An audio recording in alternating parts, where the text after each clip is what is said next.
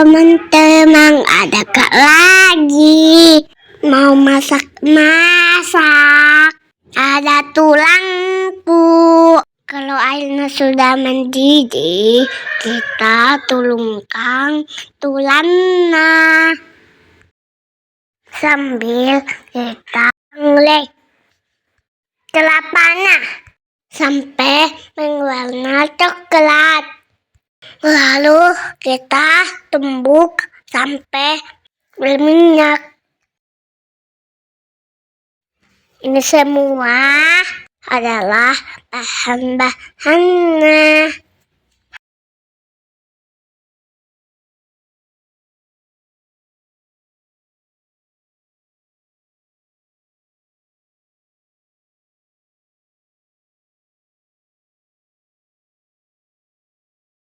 Semua bahannya kita goreng.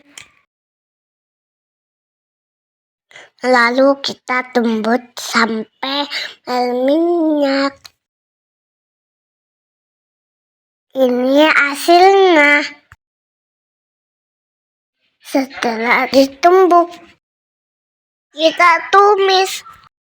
Kasih juga asam sama gula. Kasih juga garam dan pecin. Kalau dagingnya sudah empuk, berarti telurnya sudah masak. Wow, mantap!